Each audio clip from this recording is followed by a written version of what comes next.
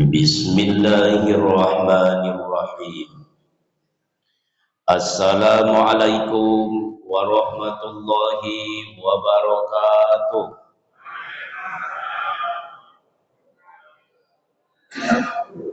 Alhamdulillahi rabbil alamin. Allahumma salli ala Muhammadin. Subhanaka la ilma lana illa ma 'allamtana innaka antal alimul hakim. La haula wa la quwata illa billahil aliyyil azim. Yang sama kita hormati dan kita muliakan ketua dan segenap pengurus Masjid Paripurna Darul Aman, Imam Besar Masjid Darul Aman, Bapak dan Ibu alim ulama cerdik pandai, tokoh-tokoh agama, tokoh-tokoh masyarakat, dan mungkin juga tokoh adat. Yang jelas kecil si rama-rama, besar si jalar-jalar, kecil tak disebut nama, besar tak dipanggil gelar. Mudah-mudahan seluruh kita yang berhadir di rumah Allah ini dimuliakan oleh Allah Subhanahu wa ta'ala. Alhamdulillahirabbil alamin. Kita sudah selesai melaksanakan kewajiban kita sebagai seorang mukmin, yaitu solat subuh, dan kita lakukan sesuai sunnah Rasul secara berjamaah. Rasul menjelaskan, man sholla subha fi jama'atin faka'annama sholla laila kullahu. Ikut solat subuh berjamaah, pahalanya seakan-akan solat sepanjang malam. Man sholla bardaini dakhalal jannah. Ikut solat berdingin-dingin, ia akan dimasukkan ke dalam surga. Man sholla subha fahuwa zimatillah. Ikut solat subuh, hidupnya dalam jaminan Allah. Solat subuh adalah solat yang menghilangkan sifat kemunafikan di hati seorang mukmin. Sementara kalau kita menjadi orang munafik, Allah mengatakan al-munafik fi darkil asfal minan nar, letaknya di kerak neraka. Untuk menghilangkan sifat kemunafikan, ikut solat subuh secara berjamaah. Karena Rasul mengatakan laisa solata athqala 'alal munafiqina minal fajri wal isya'i. Tidak ada solat yang lebih berat yang dirasakan oleh seorang yang munafik kecuali dua solat. Pertama solat subuh, yang kedua solat isya. Jadi kalau berat kita dua solat ini, tentu ada tunas-tunas bibit-bibit kemunafikan bersarang di hati. Caranya rajin-rajinkan solat subuh, rajinkan solat isya, hilang sifat kemunafikan. Terakhir, man sholla subha, ikut solat subuh berjamaah, summa qa'ada, lalu dia duduk sejenak. Yazkurullah, duduknya tidak sembarang duduk, mengingat Allah. Hatta tatslu'a syamsu, sampai terbitnya matahari. Lebih kurang waktu syuruk 6.55 tambah 12 menit. Syuruk 5:55 tambah 12 menit. Nah, tambahkan sajalah nanti. Waktu saya tanya tadi kepada Pak Imam Awak, tunggu Pak Ustadz sampai berbunyi 2 kali. Bunyi pertama waktu syuruk 5:55. Bunyi yang kedua itu solat Isra. Jadi kita tunggu dia berbunyi 2 kali. Kalau seandainya tak berbunyi, jangan salahkan saya ceramah sampai siang. Summa sholla raka'ataini, dia tidak tinggalkan tempat duduknya. Ini yang sering dilupakan orang. Sebelum dia solat 2 rakaat, kata Rasulullah, summa sholla raka'ataini, kemudian dia solat 2 rakaat. Rakaat pertama sesudah surat Al-Fatihah, dibacanya kul ya ayyuhal kafirun. Karena seperti itu yang dicontohkan Rasul, itu pula awak buat. Walaupun awak hafal Al-Baqarah, tidak usah dibaca Al-Baqarah itu. Saat itu. Yang dicontohkan Rasul lah yang terbaik. Tapi itu kalau ibu hafal. Kalau ibu tidak hafal, apa yang hafal saja. Kalau seandainya ibu cuman hafal inna a'tayna, boleh inna a'tayna. Rakaat kedua sesudah Al-Fatihah, qul huwallahu ahad. Itu pun juga kalau ibu hafal. Kalau ibu tidak hafal, boleh apa yang hafal. Kalau ibu hafal inna a'tayna, boleh inna a'tayna. Jadi rakaat pertama inna a'tayna, rakaat kedua baru inna a'tayna. Boleh Pak Ustaz? Boleh. Apa yang didapat? Kanat lahu hajjatin wal umrotin. Kata Rasul, dia akan mendapatkan pahala semisal, tentu saja tak sama, semisal pahala orang menunaikan ibadah haji dan umroh. Tammah, tammah, tammah. Kata Anas bin Malik yang mendengarkan hadis ini, beliau menyebut sempurna itu 3 kali. Sempurna, sempurna, sempurna. Mudah-mudahan itulah yang kita dapatkan. Amin ya rabbal alamin. Keutamaan subuh. 2 hadis tentang keutamaan hadir dalam majelis ilmu. Ustaz ini nampaknya memperpanjang-panjang waktu. Karena ceramah subuh kok lama Bapak Ibu. Kalau cepat-cepat saya habis bahan deh kok. Nggak iya kok serius kok Pak. 2 keutamaan hadis. 2 keutamaan duduk dalam majelis ilmu. Yang pertama, majtama'a qaumun fi baitin min buyutillah. Tidaklah berkumpul suatu kaum di salah satu rumah Allah. Yatsluna kitab Allah. Di situ dibacakan kitab Allah. Wa yatadarasunahu bainahum. Kemudian mereka berusaha menjelaskan, memaparkan isinya. Bila 4 itu kita lakukan, berkumpul di rumah Allah, dibacakan ayat, dijelaskan isi. Apa yang dijanjikan Rasul kepada kita, dapat pula 4. Kata Rasul, illa, dapat pula 4. 1, nazalat alaihimus sakinah. Turun ketenangan di hati mereka. Jadi kalau terlalu risau dan galau menghadapi dunia ini, sering-seringlah duduk di rumah Allah ini. Duduk di dalam majelis ilmu. Ya seperti inilah Bapak Ibu. Nazalat alaihimus sakinah, nanti turun ketenangan di hati mereka.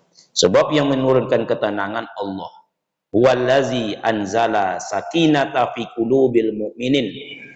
Allah lah yang menurunkan ketenangan di hati seorang mukmin.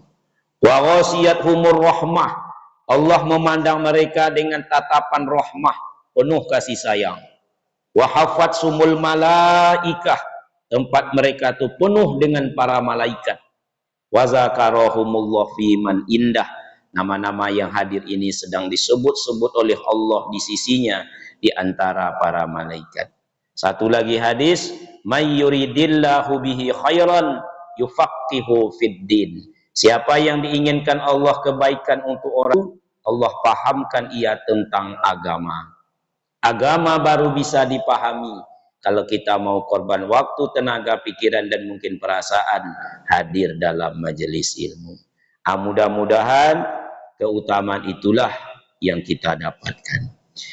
Kaum muslimin, dalam pertemuan kita kali ini kita akan membicarakan tentang mengenal kuburan dan amalan di dalamnya.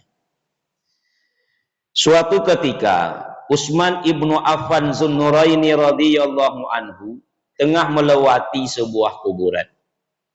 Kemudian beliau berhenti di dekat kubur itu, kemudian menangis.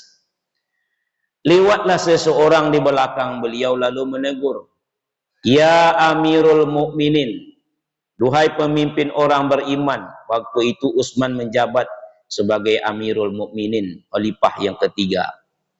Duhai pemimpin orang yang beriman, kata orang tersebut, tak kala kami menceritakan tentang neraka, berkisah tentang neraka, membahas masalah neraka, Tuan tidak menangis.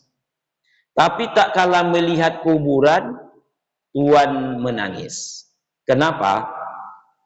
Maka Utsman pun memalingkan mukanya menoleh ke tempat orang yang menegur, ditengoknya orang. Lalu dijawab dengan sebuah hadis Rasulullah, al-qabru manzilul awal min manazilil akhirah, kata beliau. Sesungguhnya kubur itu merupakan manzilul awal, tempat pertama.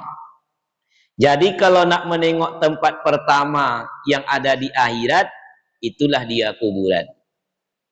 Kalau nak menengok azab pertama di dunia yang ada di akhirat, itulah dia sakaratul maut.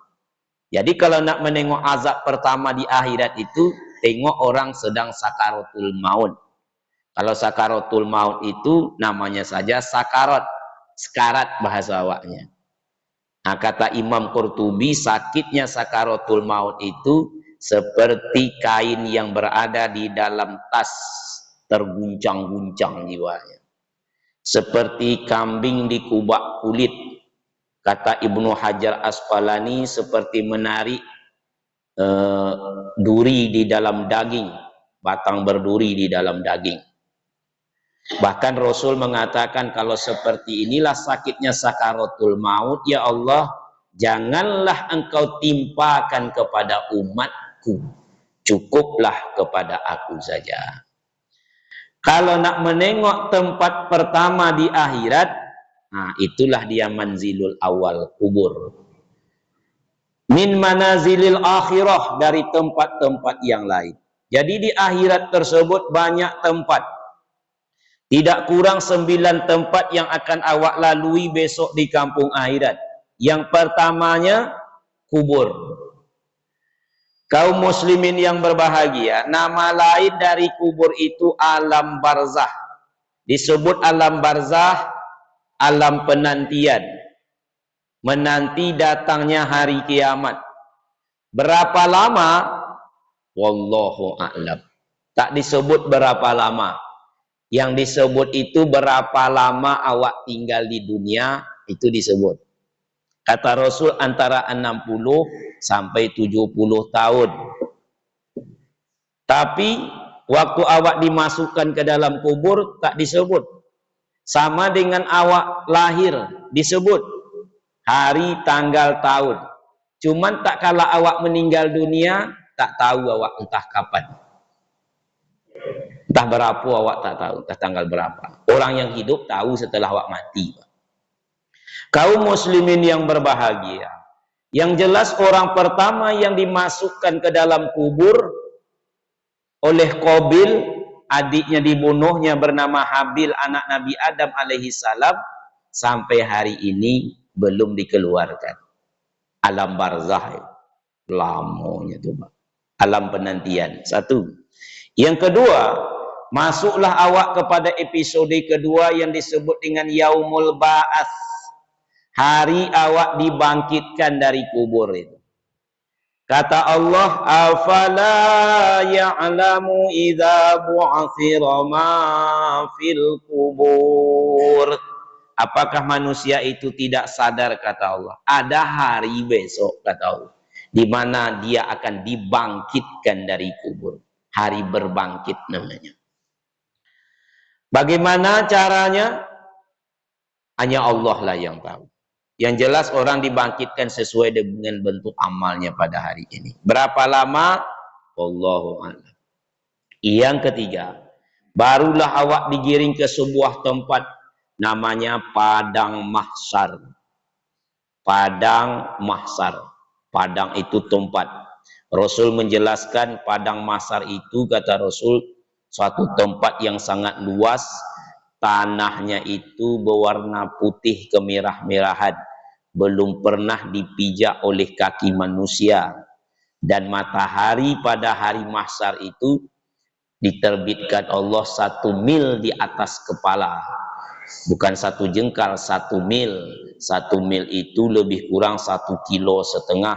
Kalau awak meterkan 1.500 meter. Sekarang saja bermil di atas sana ratusan mil, segini panasnya. Bagaimana kalau cuma 1 mil saja? Dan hari itu manusia, kata Rasul, tampil di hadapan Robnya tanpa pelindung. Tak ada busana, indak bakain, dalam kurung talanjang bulik. Lah talanjang bulik. Mendengarkan ini Aisyah berkata, ya Rasulullah, apa ndak malu seseorang menengok kepada orang lain? Mana sempat tengok menengok hari itu? Hari ini awak tengok menengok karena orang berbeda dengan awak. Kalau lah seragam saja awak, apa gunanya tengok menengok lebar? Sekarang ini kalau lewat orang tak berkain depan rumah awak tengok. Tapi kalau awak sendiri tidak berkain sesadonya, apa guna menengok? Lagian kepayahan hari itu tak mungkin awak tengok menengok. Rasul mengatakan, seseorang itu ditenggelamkan oleh keringatnya sendiri di padang mahsyar itu sampai ke mata kakinya. Itu menunjukkan kesusahannya. Ada yang sampai ke lututnya. Ada yang sampai ke perutnya, ke pinggangnya, ke dadanya, ke bahunya. Bahkan kata Rasul, ada keringat itu menutupi separuh mulutnya. Sesuai dengan kondisi kehidupan selama hidup di dunia dahulu. Berapa lamanya awak pun tidak tahu.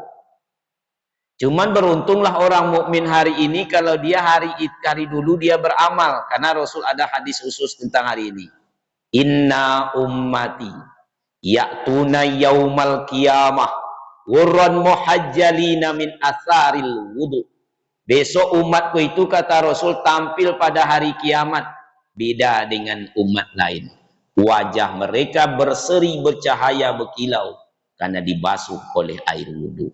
Nah, mudah-mudahan awak termasuklah yang seperti itu. Padang mahsyar. Baru ketiga. Yang keempat, ini masanya tak disebut berapa lamanya, Pak. Yang jelas sehari di kampung akhirat, ukurannya dalam Al-Quran 1000 tahun hidup di dunia. Nah, itulah dia ukurannya, sehari di akhirat. Jadi kalau sehari saja prosesnya itu 1000 tahun, tapi tidak mungkinlah sehari saja. Sebanyak ini manusia digiring ke tempat manzil yang keempat, yaitu yaumul hisab, di mana awak satu-satu, termasuk saya yang menyampaikan ini nih Pak, dipanggil satu persatu besok di Qadirul Jalil, pengadilan Tuhan. Hari itu, al-yauma nakhtimu ala afwahihim. Awak surat ini pasti hafal ya. Wa tukallimuna aydihim wa tashhadu arjuluhum bima kanu yaksibun. Pada hari itu, kata Allah, yaumul hisab, hari pengadilan, satu-satu dipanggil. Kami kunci mulut mereka sehingga awak diadili hari itu. Tidak ada bikin alasan. Kalau nak mencari alasan hari inilah, carilah alasannya. Selagi mulut masih bisa komat kamit, carilah. Yang tak bisa dijadikan alasan, buat alasan. Panitia masjid dan jamaah pasti menerima. Boleh coba awak. Kenapa Anda sholat zuhur berjamaah? Pasti ada alasan. Awak kalau zuhur ini memang tidak bisa berjamaah. Kenapa? Awak kan jualan. Ramai, pelanggan saat itu banyak. Tidak bisa. Kalau zuhur tidak bisa. Asar Pak. Asar bukan awak tidak mau sholat berjamaah. Mengganggu orang Pak Ustaz. Awak kalau mandi dari pagi. Tidak lama. Baju kotor pun awak dah husuk Pak Ustaz. Kan betul itu Pak. Baju kotor awak panas kan tidak husuk. Mengganggu orang. Maghrib mungkin apalah siap mandi. Memang ada niat Pak Ustaz, tapi tidak terkojar. Tidak terkojar Pak Ustaz. Lagian tergesa-gesa itu kan datangnya dari syaitan. Pandai boleh mencari alasan. Memang iya. Tergesa-gesa memang datang dari setan. Jadi tidak boleh. Isa mungkin Pak lah tonang. Itulah Pak Ustaz. Awak kan dari pagi pulang sore. Lotih benar. Tak sadar kadang-kadang talalok di muka TV. Memang iya orang kalau lotih terlalok-terlalok. Subuh lah kalau gitu Pak. Bukan tidak mau Pak Ustaz. Memanglah dari malam telah berniat awak. Tapi karena karojo awak untuk ikut kadang talambe awak jago. Silakan. Besok Allah tak butuh alasan awak. Bagaimanapun pintar awak mengungkapkan, tidak butuh Allah.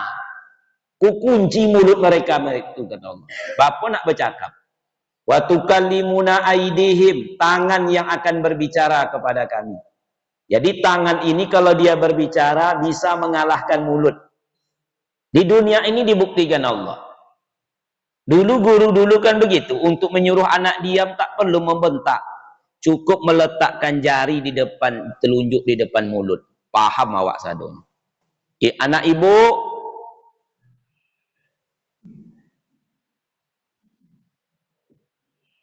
kalau kini coba dibuat kepada murid sekarang. Digikukannya boleh. Memang zaman berbeda.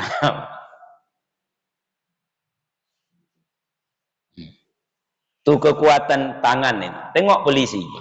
Kalau lampu mati, tentu lampu merah kan macet jadinya. Datang polisi. Berhenti semua mobil di depannya tuh.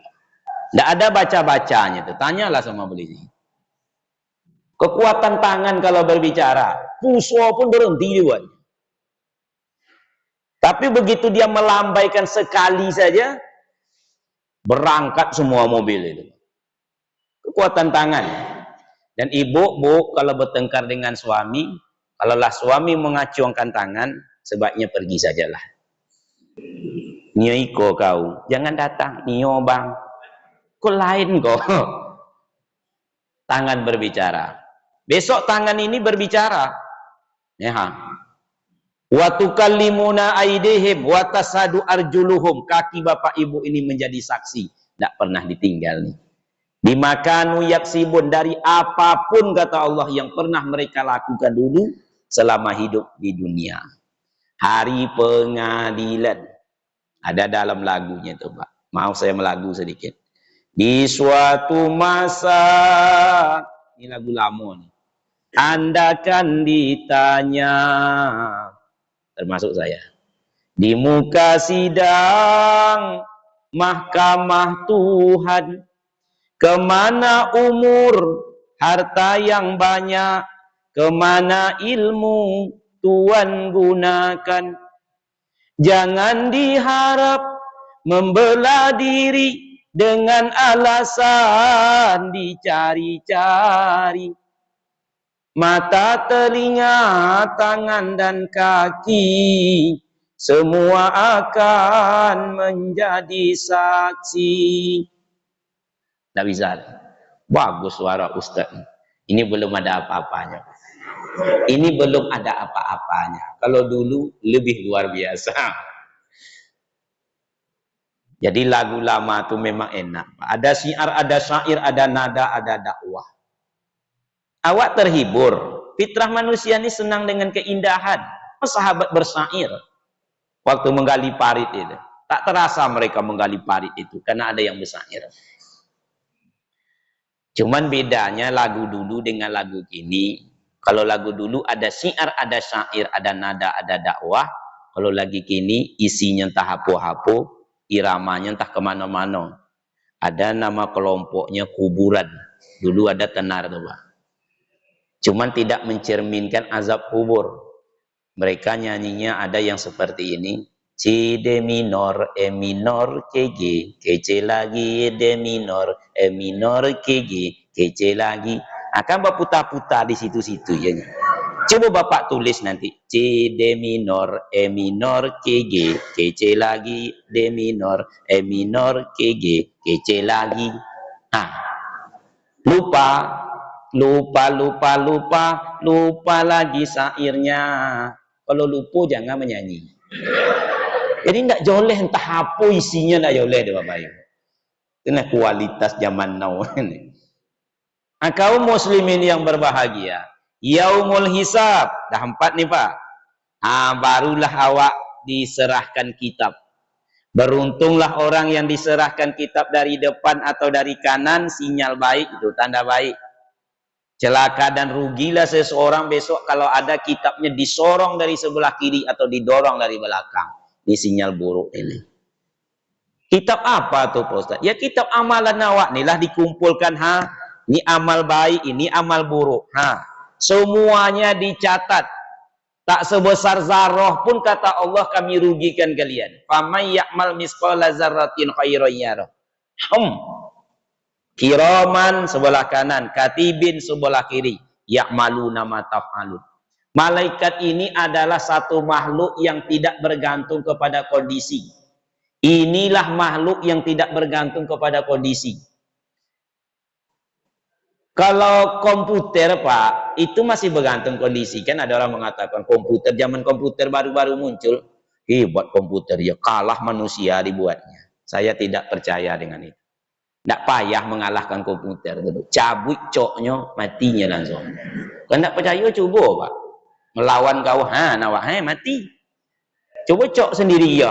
Mencoknya saja kau tidak bisa, apalagi melawan aku. Ada yang mengatakan itu. Tapi kaum muslimin kalau malaikat ini tidak bergantung situasi dan kondisi.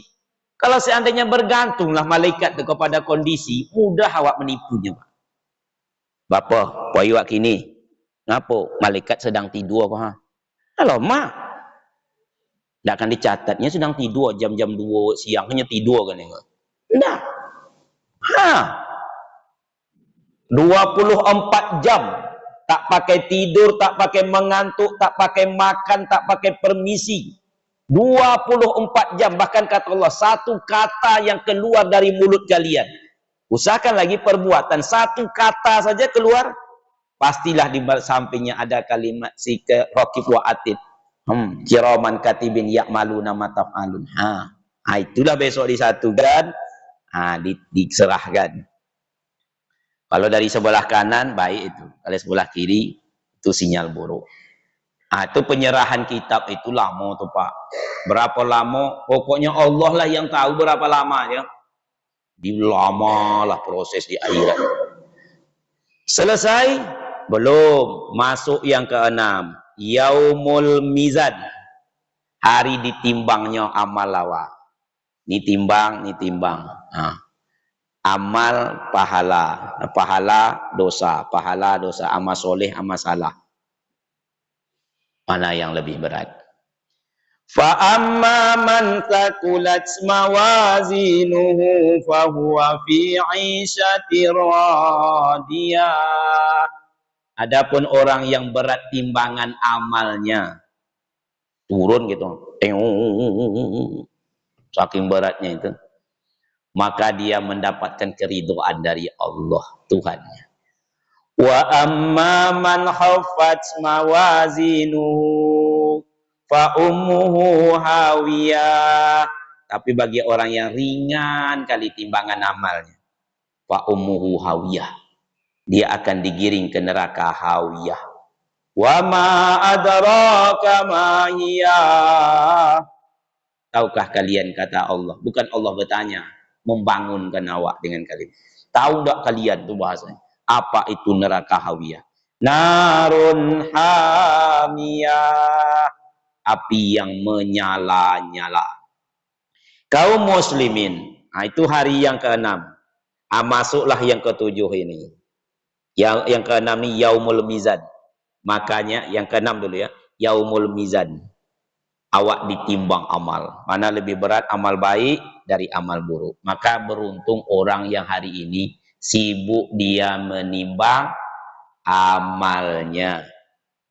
Sebagaimana orang yang sibuk menghitung dirinya. Hasibu, kata Umar, qabla an tuhasabu. Hitung dirimu sebelum besok engkau dihitung. Timbang amalmu sebelum besok engkau ditimbang. Beruntung orang hari ini menimbang amalnya. Yang ditimbangnya amalnya itu pertama jumlahnya, yang kedua benarnya. Timbanglah amal tersebut. Sejauh mana amal, sejauh mana benarnya amal. Sebelum besok ditimbang. Yang ke-7, Ada namanya besok awak menempuh hari-hari menempuh sirat. Terbayang tak Bapak Ibu? Satu jalan jembatan yang dari mahsyar menuju ke surga. Di bawahnya jurang-jurang neraka. Setiap awak harus lewat jalan itu. Karena tak ada jalan lain. Cuman satu-satunya lewat jalan itu. Cara orang menempuhnya, Rasul mengatakan, ada orang menempuh sirat itu, kata beliau, bagaikan kilat yang menyambar. Laju. Tamu khusus. Dia terbangun dan mengantuk. Laju, Pak. Memang harus begitu. Didramatisasi namanya. Supaya Bapak Ibu terbayang. Kan iyo terjago ibu kan. Niat ambo lurus, Allah lah yang tahu. Siapa mereka? Rasul menjelaskan. 70.000 umatku, kata Rasul, bakalan masuk surga bighairi hisab, tidak diperiksa. Ini tamu agung betul. Rombongan-rombongan menteri lah mungkin ini. Tapi bukan menteri di Indonesia nih, menteri akhiratnya. Tidak diperiksa oleh siapapun. Mendengarkan hadis ini, sahabat kan di depan Rasul. Mengangkat tangan seorang sahabat, Ukasah radhiyallahu anhu. Ya Rasulullah, doakanlah aku ya Rasul supaya masuk dalam orang itu. Kata Rasul, berita gembira sama Ukasah, engkau masuk Ukasah. Betapa senangnya hati Ukasah. Yang di samping Ukasah nak coba pula. Saya ya Rasulullah, kata Rasul, engkau sudah didahului oleh Ukasah. Itu di depan Rasul, di samping Ukasah, artinya tidak masuk. Bagaimana kalau awak kini belum mau angkat tangan? Yang di depan Rasul saja tidak masuk, Pak. Yang 70.000 gitu. Jadi bukan saya mendahului takdir Allah. Kalau kau tengok muku-muku awak kau, alun level nampak balik yang biwairi hisab. Masih banyak korui-koruinya. Nah, muka ibu-ibu lebih kurangnya, Bu. Masih banyak masalah. Alun ridho dengan apa yang diridhoi Allah. Belum rela apa yang direlakan oleh Allah. Awak masih suka mengikut kehendak awak, baru kehendak Allah. Sebenarnya hidup ini tidak menyesuaikan kehendak awak ini dengan kehendak Allah. Kalau tak sesuai, mundurlah kehendak awak. Dan awak belum rela dengan kehendak Allah tersebut. Mengapa ya Allah? Mengapa? Kan ada lagu judulnya Mengapa. Sampai 200 kalinya bertanya. Mengapa? Mengapa? Kalau tidak salah penyanyinya Niki Astrea dulu. Kalau tidak salah gitu. Mengapa? Itu 70.000 gitu. Yang kedua barulah yang berlari. Berlari. Kenapa berlari? Sesuai dengan bentuk amal. Dia sudah sangat hafal menjalankan syariat ini, maka besok di sirat dia berlari. Kan ihdinas siratal mustaqim. Tunjuki kami jalan yang lurus. Di jalan yang lurus hari ini Al-Quran dan hadis sudah dia biasa dia menempuh itu, besok berlarinya. Nampaknya sirat, oh itu kan jalan yang ambo tempuh di dunia dulu. Yang dibangun berdasarkan Al-Quran dan Sunnah.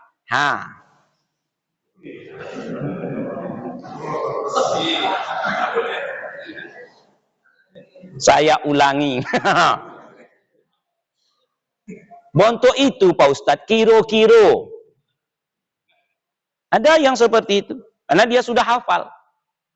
Ada yang berjalan biasa. Cepat tidak, lambat betul tidak, biasa. Ini yang istiqomah nih, walaupun datar amalnya, tapi terus menerus, biasa dia.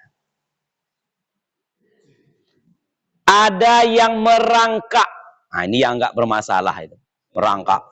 Dia mengamalkan agama sesuai dengan kebutuhannya saja. Kalau sedang butuh dia amalkan, tak butuh dia tinggalkan. Kalau sedang butuh, solat dia. Tidak butuh, tidak solat dia. Kalau sedang butuh, berair matanya mendoa. Ya Allah. Kalau sedang tak butuh, ditinggalkannya, merangkak. Yang paling banyak itu yang jatuh ke bawah. Nah, ini yang paling berbahaya. Itulah hari yang ketujuh, tempat yang ketujuh. Yang kedelapan, hari-hari awak dimasukkan ke dalam neraka. Melayangnya saja sudah sekian tahun. Melayang ke bawahnya. Apalagi masuk ke bawahnya. Berapa lama? Allah hanya menyebut dua waktu di dalam Al-Quran. Yang pertama, kholidina fiha, lama. Yang kedua, kholidina fiha abada, selama-lamanya. Jadi ada yang lama, ada yang selama-lamanya. Artinya tidak ada yang sebentar. Yang lama untuk orang mukmin yang berdosa, lama dia diazab. Yang selama-lama-lama-lamanya, kata sekelompok, selama-lama-lama-lama-lamanya abadi dia, itu orang kafir. Awak selama-lamanya, lama Bapak Ibu. Yang jelas kalau sudah masuk ke dalam azab neraka, tak ada yang menyenangkan. Bukalah lembaran Al-Quran. Walahum azabun alim, bagi mereka azab yang pedih. Walahum azabun azim, azab yang besar. Walahum azabul harik, azab yang menyakitkan. Walahum azabum muhin, azab yang menghinakan, dan selanjutnya dan seterusnya. Kaum muslimin yang berbahagia, itu hari-hari di neraka. Yang kesembilan, yang terakhir. Terakhir bukan selesai ceramah, masih lama kali Bapak Ibu. Jadi kalau sebelum waktunya jangan ditengok jam, tersinggung Ustaz. Apalah manfaat menengok jam terus? Ini tidak akan bertambah. Kan ada jemaah kadang sebentar-sebentar diliriknya jam, sebentar-sebentar tengoknya jam. Padahal dia jemaah lama di situ. Kayaknya tidak pernahnya menengok jam, lama nengok jam. Saya tidak marah Bapak Ibu menengok jam, silakanlah. Itu hak Bapak Ibu. Tapi kalau bisa janganlah awak menengok jam sewaktu Ustadz menengok awak. Itu kan menunjukkan sinyal sebenarnya. Nak nengok jam, tengok. Sebelah kiri nak nengok jam, tengoklah Pak. Sewaktu saya nengok sebelah kanan, tengok. Yang tak lomak pas awak menengok beliau, beliau menengok jam, ditengokkannya ke Ustaz. Saya tidak akan turun sebelum waktunya. Percayalah Pak. Saya tidak bergantung kepada banyaknya orang. Kalau Bapak Ibu ingin pulang, silakan. Malah bersyukur Rambo. Kenapa? Banyak lontong karena mau bawa beko. Tadi banyak jemaah ini tidak ledo, tolong bawa 10 Pak Ustaz. Nampak bagi sama tetangga. Idukku urik-urik daun galinggangnya Pak, untuk panokok buah tatawa. Turikkan hati orang, lalukan kehendak awak. Tidak bisa awak surang ya. Ilmu yang paling tinggi Bapak Ibu tahu, yang tak dituntut di universitas. Ilmu raso. Raso-raso kandak nio lai berhenti. Raso-raso kan konyang ibu makan berhenti. Ilmu raso lah dan paling elok. Sampai di mana kaji awak? Yang kesembilan, yang terakhir, barulah awak dikeluarkan dari neraka. Kata Rasul dalam hadis sahih riwayat Muslim, besok kata Rasul di akhirat itu Allah berfirman kepada para malaikat, wahai para malaikat, turunlah ke neraka. Turunlah para malaikat.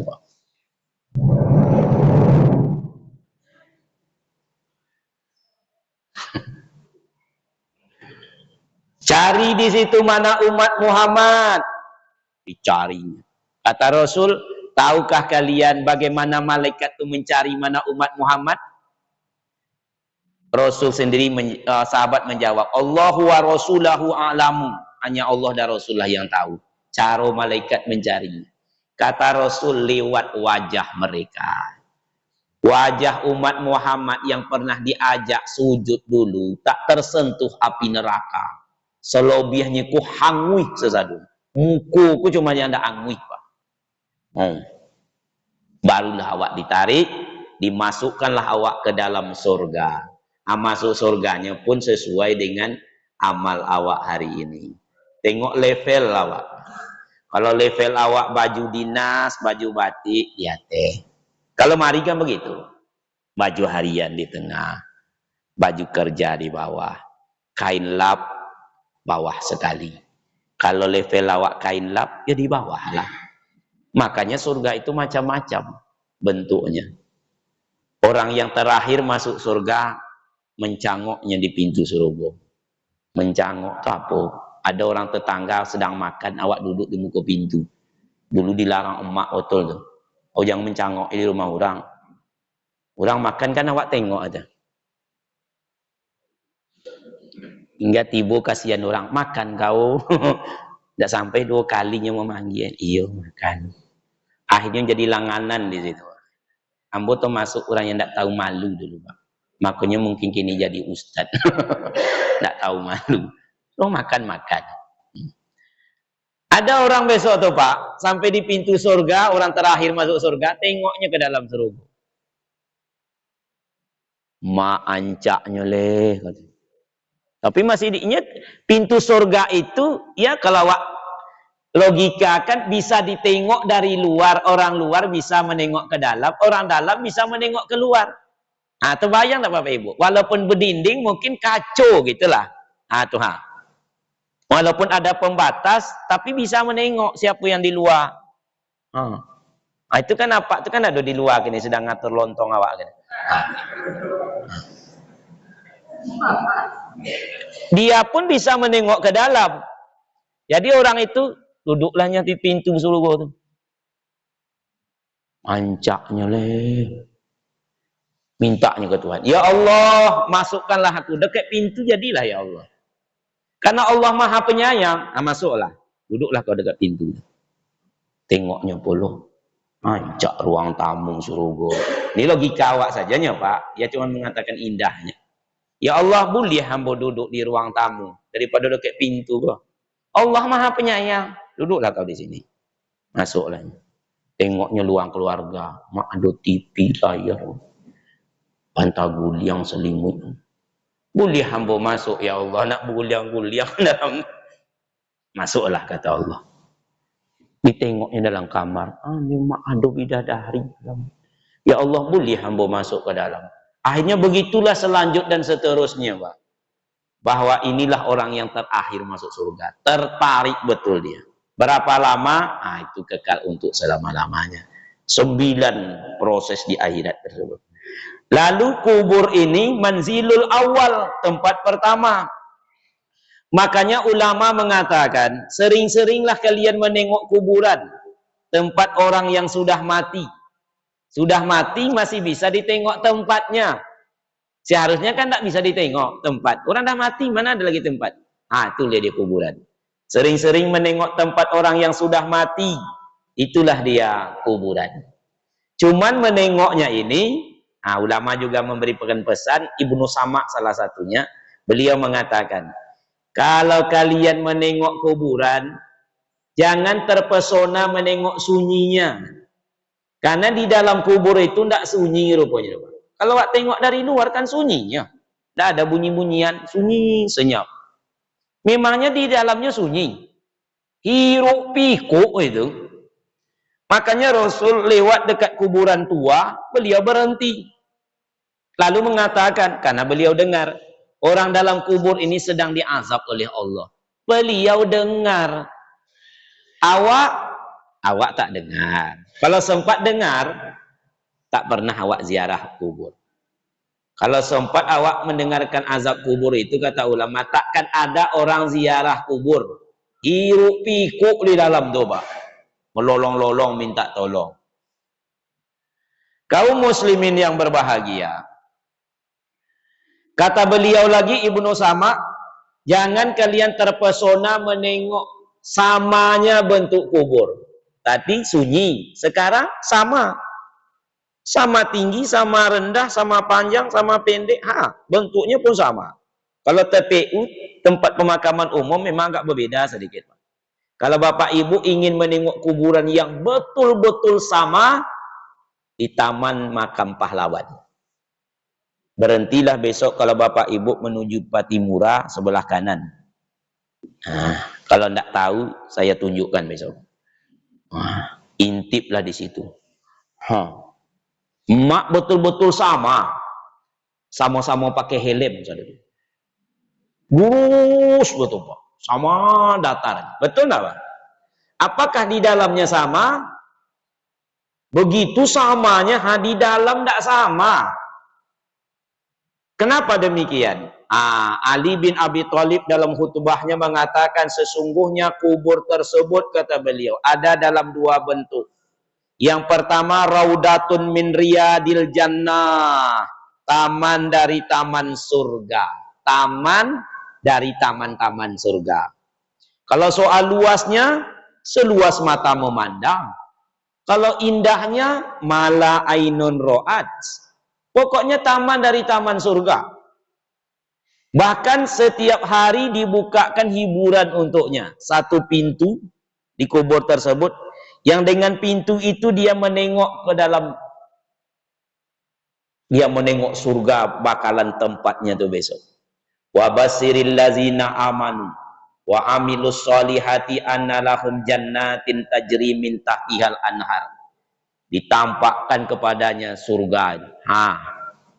Karena menengok tempat yang sangat indah, dia lupa dengan waktu. Sehingga jangan heran orang beribu tahun dalam kubur, tidak usah heran. Dia terhibur itu. Baru sekali. Berarti memenuhi janji itu namanya. Indah surga. Orang kalau sudah menengok keindahan kan biasanya kan lupa waktu.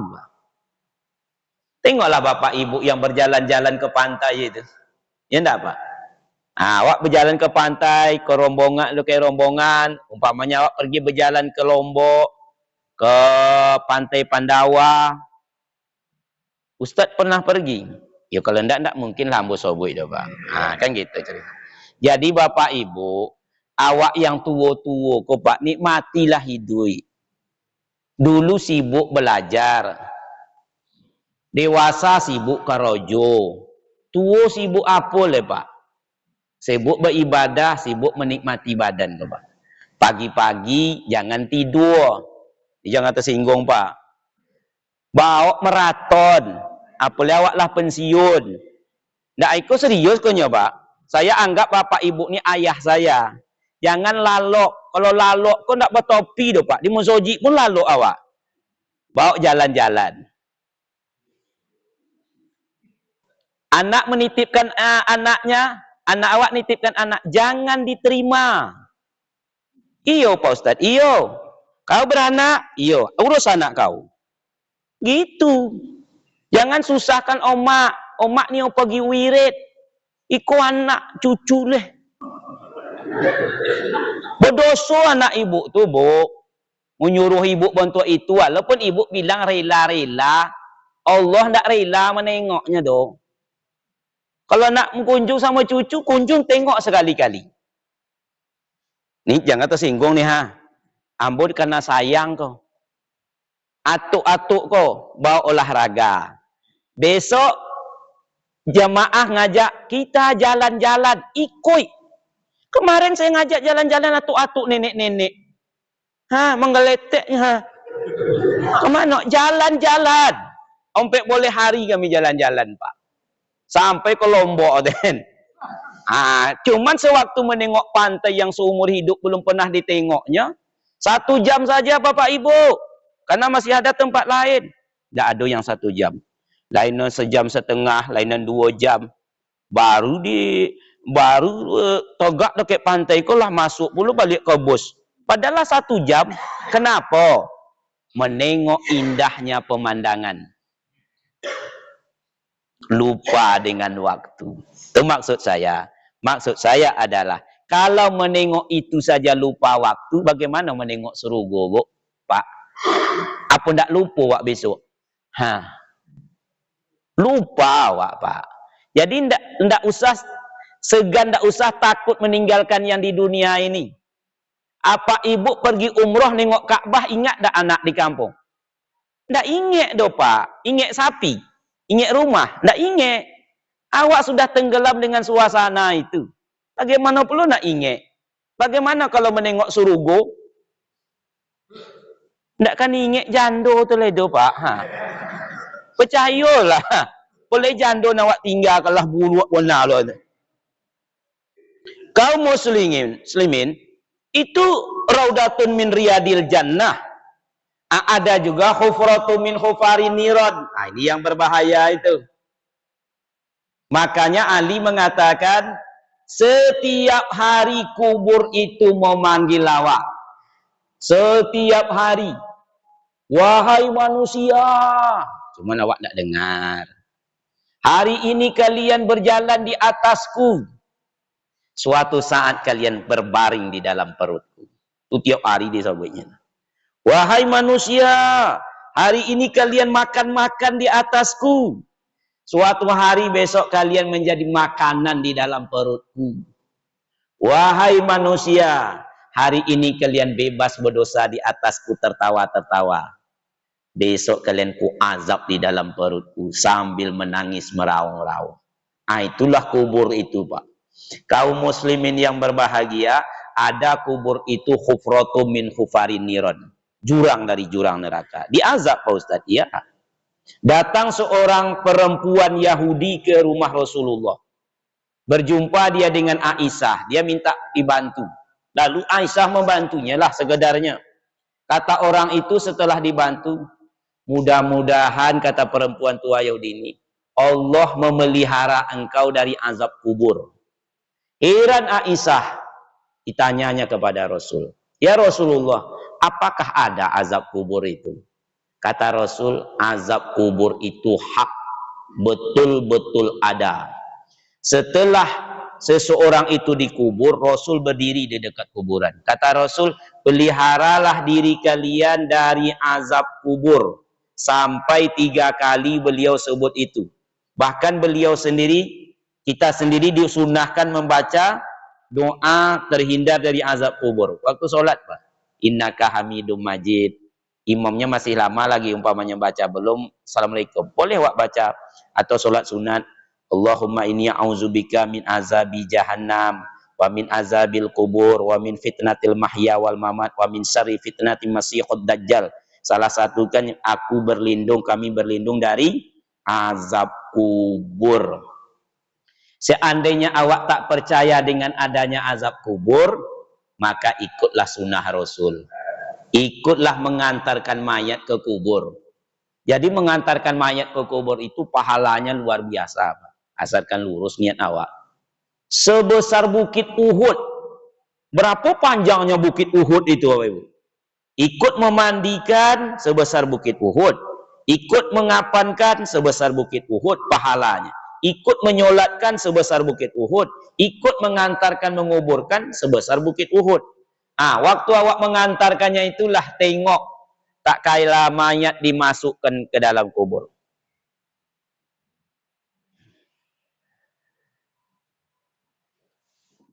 Waktu mayat masuk dalam kubur, awak memang tak menengok adanya azab. Kata Ustaz, ada azab kubur. Nggak ada, ketengok aduh. 3 azab kubur ini nampak dari atas, Pak. Kita tak menengok malaikat munkar wa nakir, tak menengok api yang membakar, ular yang melilit, kalajengking yang menggigit, itu tidak nampak.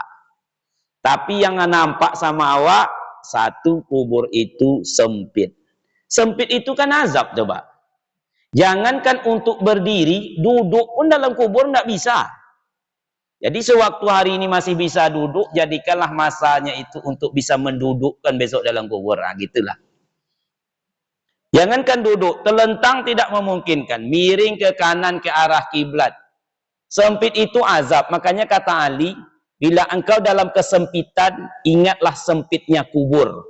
Karena itu akan melapangkan urusan yang sedang dihadapi. Sesempit-sempitnya urusan ini, sempitlah besok dalam kubur. Tidak bisa kemana-mana.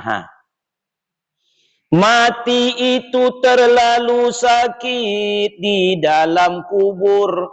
Terlalu sempit, ular dan kala datang menggigit, papan dan bumi pula menghimpit. Satu, sempit. Yang kedua, gelap. Gelapnya kubur itu sedikit pun tak ada cahaya. Awak ini Bapak Ibu bisa beraktivitas salah satunya kan karena ada cahaya. Saya ceramah dari maghrib menjelang isya, lancar ceramahnya. Tapi pas mati lampu, saya berhenti ceramah bentar Pak. Tidak terus saya ceramah dalam golop. Kita lanjut Bapak Ibu umpamanya golop. Sebab nanti kalau hidup lampu jamaahlah pulang sesadanya. Bapak Ibu enak makan malam hari sesudah isya itu kenapa Pak? Bukan sekedar adanya yang akan dimakan, selera makan, tapi karena nampak awak gulai. Nampak yang akan dimakan.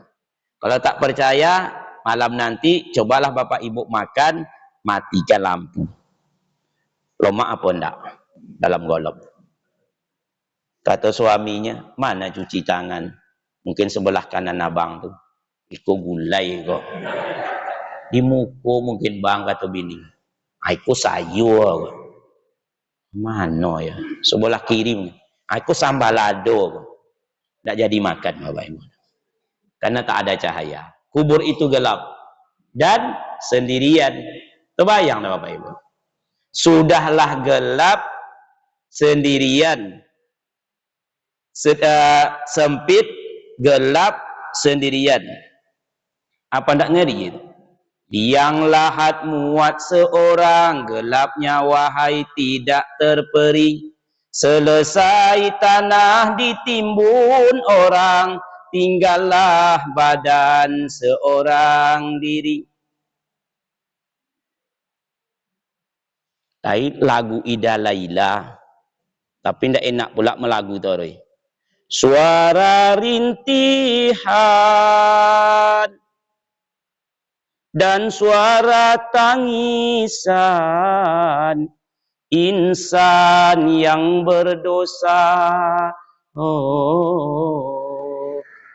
di dalam kuburnya, hancur lebur tulangnya serta hangus tubuhnya karena dihimpit bumi dan dibakar api.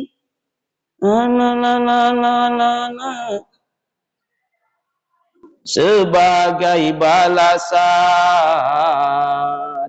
dosa yang dilakukan.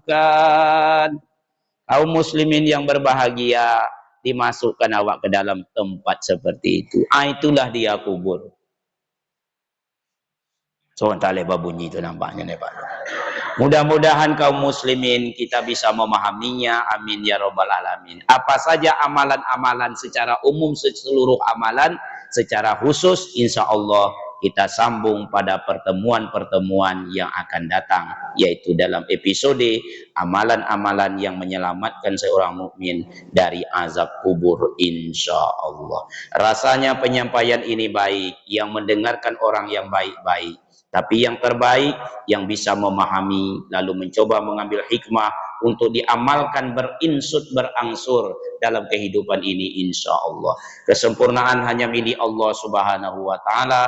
Kekurangan kejanggalan berlabuh pada diri manusia. Kepada Allah kita mohon ampunan, kepada manusia kita wajib saling memaafkan. Kita tutup dengan membaca doa kifarah majelis. Subhanaka Allahumma wa bihamdika, asyhadu an la ilaha illa anta, astaghfiruka wa atubu ilaik.